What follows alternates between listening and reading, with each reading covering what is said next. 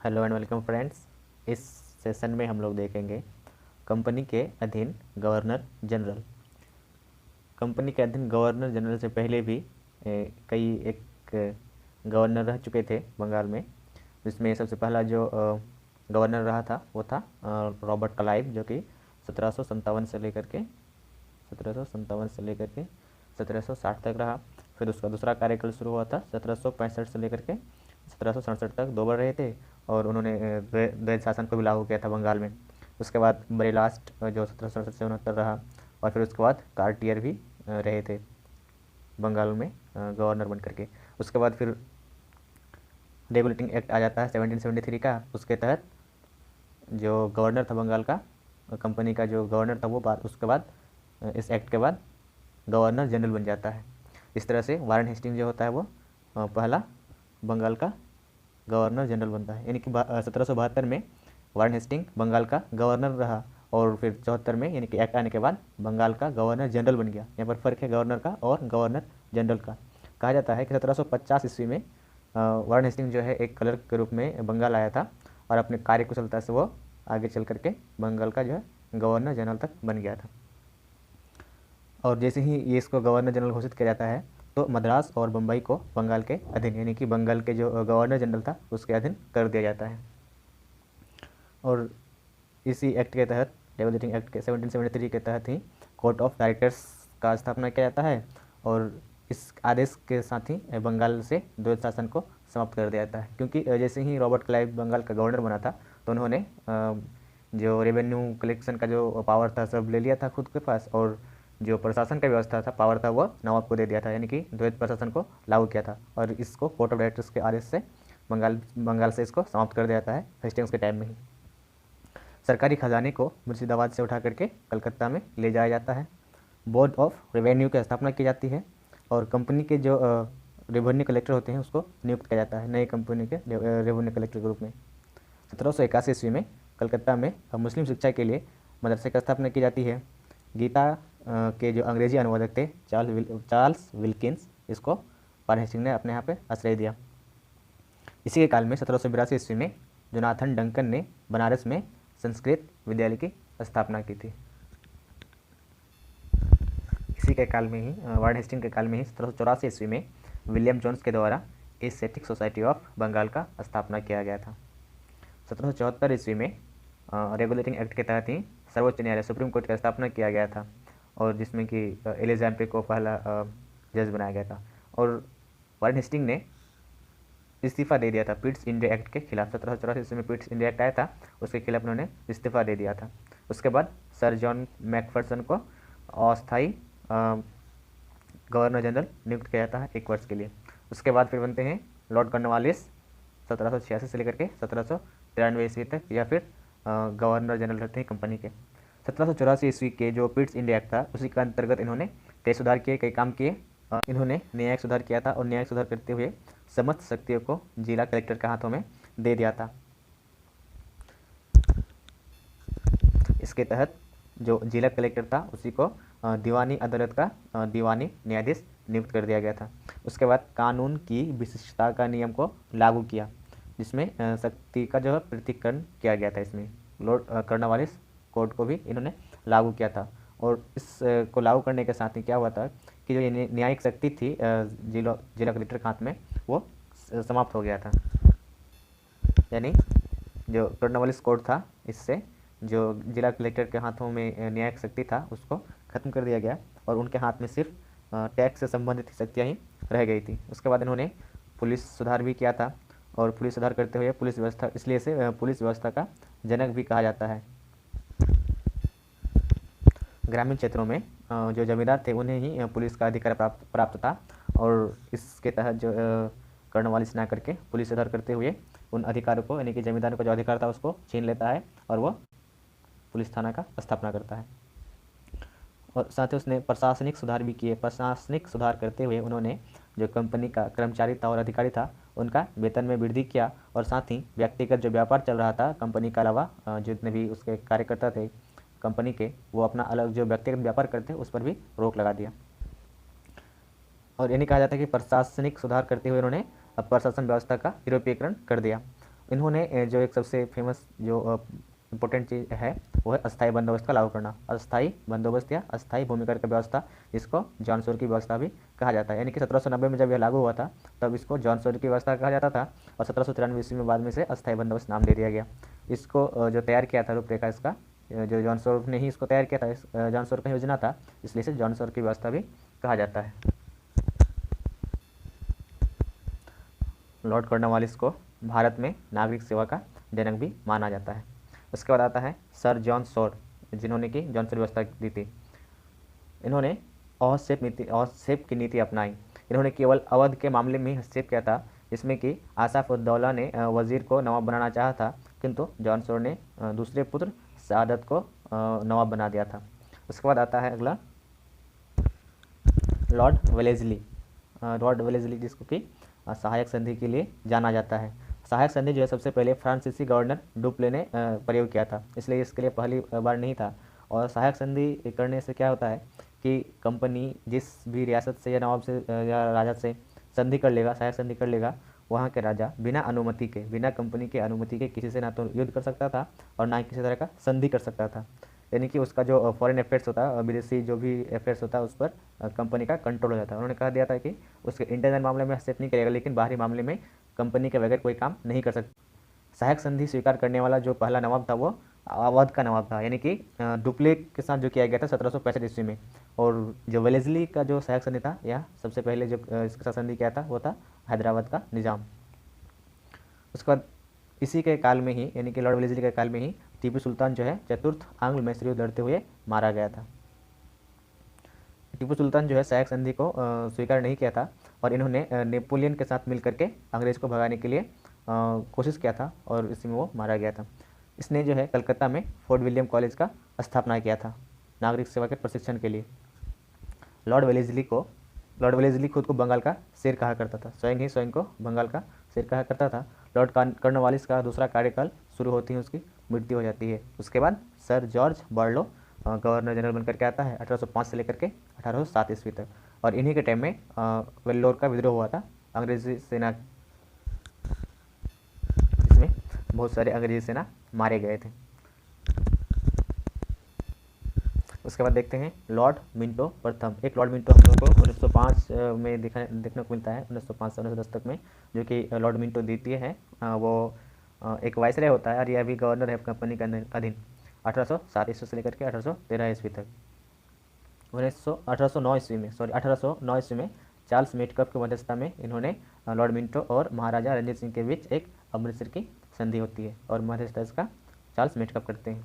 उसके बाद आता है लॉर्ड हेस्टिंग्स। यहाँ पे लॉर्ड हेस्टिंग्स है, और इससे पहले हम लोगों ने जो देखा था वारन हेस्टिंग्स था। दोनों में फ़र्क है, लॉर्ड हेस्टिंग और वारन हेस्टिंग्स में। इसका कार्यकाल 1813 ईस्वी से लेकर के 1823 ईस्वी तक था। इन्हीं के काल में आंग्ल नेपाल युद्ध हुआ था 1814 से लेकर के 1816 के बीच में, और संगोली संधि के साथ ही इस युद्ध का समापन हुआ था। इनके कार्यकाल का जो खास बात थी वो यह था कि पिंडारियों का दमन किया गया था इसी के काल में, जिसके प्रमुख नेता, पिंडारियों का जो प्रमुख नेता था वासिल मोहम्मद चित्तू और करीम खान था। और इसी के काल में ही जो तृतीय आंग्ल मराठा युद्ध होता है, और इस तृतीय आंग्ल मराठा युद्ध के साथ ही मराठा शक्ति का अंत हो जाता है, कम्प्लीटली खत्म हो जाता है। प्रेस पर लगे प्रतिबंध को समाप्त करने के लिए इन्होंने नियम भी बनाए थे। 1822 ईस्वी में टेनेंसी एक्ट लागू किया था, काश्तकारी अधिनियम, काश्तकारों के अधिकार की रक्षा के लिए। जॉन एडम्स, फिर इसके बाद जो है जॉन एडम्स को अस्थायी नियुक्ति की गई थी। उसके बाद आता है लॉर्ड एम्सहर्स्ट। लॉर्ड एमहर्स्ट जो कि 1823 से लेकर के 1828 तक गवर्नर जनरल रहता है कंपनी का। जो प्रथम आंग्ल बर्मा युद्ध होता है इसी के टाइम में होता है, और रैनबू संधि के साथ यह युद्ध समाप्त होता है। 1824 ईस्वी में बैरकपुर में सैन्य विद्रोह हुआ था, क्योंकि जो भारतीय सैनिक थे उनको आदेश हुआ था बर्मा जाने का, लेकिन उन्होंने धर्म भ्रष्ट हो जाएगा ऐसा कहकर, भारतीय लोग धर्मों का जो एक परंपरा था मानने का कि अगर नदी पार जाएंगे तो धर्म भ्रष्ट हो जाएगा, तो उसकी वजह से उन्होंने विद्रोह कर दिया था भारतीय सैनिकों ने। इसमें जो बागी सैनिक थे उसको ब्रुटलिटी के साथ उसको दबा दिया जाता है। उसके बाद विलियम वाइली, इसके बाद अस्थायी नियुक्ति की जाती है गवर्नर जनरल के पोस्ट पर। उसके बाद 1833 का एक्ट आ जाता है, और उसके बाद से जो बंगाल का जो गवर्नर जनरल था उसका नाम को बदल करके भारत का गवर्नर जनरल बना दिया जाता है 1833 का एक्ट के साथ। 1833 के एक्ट के साथ ही बंगाल का गवर्नर जनरल भारत का गवर्नर जनरल बना दिया जाता है। सबसे पहला जो भारत का गवर्नर जनरल बना वो बना लॉर्ड विलियम बेंटिक, जिसका कार्यकाल 1828 से लेकर के 1835 तक था। भारत का प्रथम गवर्नर जनरल बना। इन्होंने जो प्रमुख काम किए उनमें सती प्रथा का अंत था, जो कि 1829 ईस्वी में कानून बना करके इसको अवैध घोषित कर दिया था। और इन्हीं के साथ और भी सामाजिक सुधार का काम किए थे, जिसमें शिशु हत्या पर भी प्रतिबंध लगाया था। बेंटिक ने ठगी प्रथा का अभी अंत किया था 1830 ईस्वी में कर्नल सलीमन की सहायता से। मैकाले की अनुशंसा पर शिक्षा का माध्यम अंग्रेजी बनाया गया था 1835 ईस्वी में, यानी कि यह कहते हुए इसको लागू किया था कि वो तो रक्त से और रंग से भारतीय होंगे, लेकिन बुद्धि और विचार से अंग्रेज होंगे। इसलिए मैकाले की अनुशंसा पर अंग्रेजी का माध्यम शिक्षा का माध्यम अंग्रेजी बनाया था। 1835 ईस्वी में कलकत्ता में कलकत्ता मेडिकल कॉलेज की स्थापना भी लॉर्ड विलियम बेंटिक के काल में हुआ था। उसके बाद आता है चार्ल्स मेटकाफ, जिसे कि भारतीय प्रेस का मुक्तिदाता के नाम से भी जाना जाता है। उसके बाद आता है लॉर्ड ऑकलैंड। लॉर्ड ऑकलैंड का कार्यकाल 1836 से लेकर के 1842 तक था। इन्हीं के समय में प्रथम आंग्ल अफगान युद्ध शुरू हुआ था 1839 से 1842 तक, जो कि लॉर्ड एलनबरो के टाइम में जाकर के समाप्त हुआ था।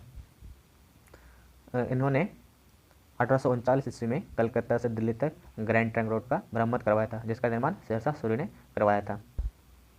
लॉर्ड एलनबरो, इसके बाद लॉर्ड एलनबरो आता है 1842 से लेकर के 1844 तक इसका कार्यकाल था। 1843 ईस्वी में सिंध को ब्रिटिश साम्राज्य में पूर्ण रूप से मिला लिया गया था और दास प्रथा का अंत भी इसी के समय में हुआ था 1843 ईस्वी के एक्ट से। उसके बाद जो अगला भारत का गवर्नर जनरल आया वो था लॉर्ड हार्डिंग।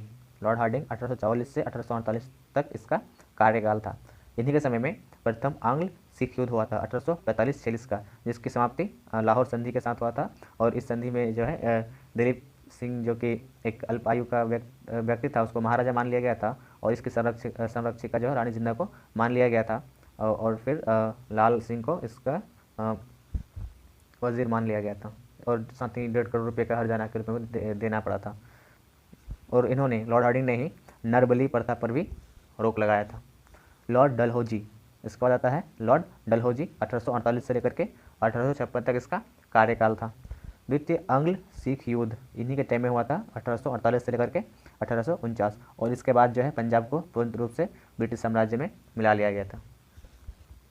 और द्वितीय आंग्ल बर्मा युद्ध भी इसी के समय में हुआ था 1852 ईस्वी में। और इससे जो जाना जाता है लॉर्ड डलहौजी को राज्य हड़प की नीति डॉक्ट्रिन ऑफ लैप्स के लिए जाना जाता है। इन्होंने राज्य हड़प की नीति के तहत सबसे पहले सतारा को 1848 ईस्वी में मिलाया था। उसके बाद जैतपुर, बुंदेलखंड का जैतपुर और उड़ीसा का संबलपुर को 1849 ईस्वी में मिलाया था। उन्होंने बाघाट को 1850 ईस्वी में, बाघाट जो कि हिमाचल प्रदेश में है, 1850 में मिला लिया था। उदयपुर जो कि एमपी में है, मध्य प्रदेश में है, उसको 1852 में मिलाया था। झांसी को 1853 ईस्वी में मिलाया था। नागपुर को 1854 ईस्वी में भारतीय अंग्रेजी साम्राज्य में मिला लिया। इसके अलावा 1855 में करौली को और 1856 ईस्वी में अवध को कुशासन का आरोप लगा करके अंग्रेजी साम्राज्य में मिला लिया था। इन्होंने शिक्षा में सुधार हेतु 1854 ईस्वी में वुड डिस्पैच को लागू किया था। इसे जो है भारत में रेलवे का जनक भी कहा जाता है डलहौजी को, क्योंकि 16 अप्रैल 1853 ईस्वी को बम्बई से थाने तक इन्हीं के कार्यकाल में प्रथम रेलवे चलाया गया था। 1854 ईस्वी में नया पोस्ट ऑफिस एक्ट पास किया गया और साथ ही ग्रैंड ट्रंक रोड को भी निर्माण करवाया गया था। 1854 ईस्वी में स्वतंत्र लोक सेवा विभाग का स्थापना किया गया था और पृथक सार्वजनिक निर्माण विभाग का भी स्थापना इसी के द्वारा इसी काल में किया गया था। हम लोगों ने जो अभी देखा कंपनी के अधीन गवर्नर जनरल और 1833 का चार्टर एक्ट के तहत जो बने भारत का गवर्नर जनरल, तो इनसे रिलेटेड कुछ क्वेश्चंस को हमने यहाँ पे लिखा है। ये इस क्वेश्चंस को देख लेते हैं। बंगाल का प्रथम गवर्नर जनरल कौन था? तो बंगाल का प्रथम गवर्नर जनरल कौन था? ऑप्शन है Robert Clive, Warren Hastings, Lord William Bentinck या लॉर्ड कैनिंग। तो आप इसका आंसर देख सकते हैं। इसका आंसर हो जाएगा वारेन हेस्टिंग्स। रॉबर्ट क्लाइव जो थे वो बंगाल का गवर्नर था, गवर्नर जनरल नहीं था। और लॉर्ड विलियम बेंटिक जो है भारत का गवर्नर जनरल था 1833 का एक्ट के बाद, चार्टर एक्ट के बाद। और लॉर्ड कैनिंग जो था ये अंतिम गवर्नर जनरल और भारत का और पहला वायसराय बना था, क्योंकि इसके टाइम में ही 1857 की क्रांति हुई थी। उसके बाद से गवर्नर जनरल का पोस्ट को खत्म करके वाइसराय बना दिया गया था। भारत का प्रथम गवर्नर जनरल थे, भारत का प्रथम गवर्नर जनरल कौन थे? तो ये हो जाएगा आंसर लॉर्ड विलियम बेंटिक 1833 का चार्टर एक्ट के तहत। किसने बंगाल में द्वैध शासन लागू किया था? तो बंगाल में द्वैध शासन लागू करने वाला कौन था? जो बंगाल का पहला गवर्नर था वो था रॉबर्ट क्लाइव। इन्हीं के समय में इन्हीं ही बंगाल में द्वैध शासन लागू किया था, जिसके तहत रेवेन्यू कलेक्शन का जो पावर था वो गवर्नर के पास था और एडमिनिस्ट्रेशन का जो पावर था वो नवाब के हाथ में था। और इसका समापन किसने किया था? द्वैध शासन का समापन किसने किया था? तो इसका समापन किया था वारेन हेस्टिंग्स ने। जैसे ही उन्होंने वो बंगाल का गवर्नर जनरल बना तो वैसे ही कोर्ट ऑफ डायरेक्टर्स का आदेश से पहले उन्होंने द्वैध शासन को समाप्त किया। लॉर्ड वेलेस्ली की सहायक संधि स्वीकार करने वाला पहला मराठा कौन था? इसको हम लोग पिछले क्लास में डिस्कस किया था, लेकिन इसका क्वेश्चन नहीं किया था। वेलेस्ली की सहायक संधि कौन स्वीकार किया था? कौन किस मराठा ने किया था?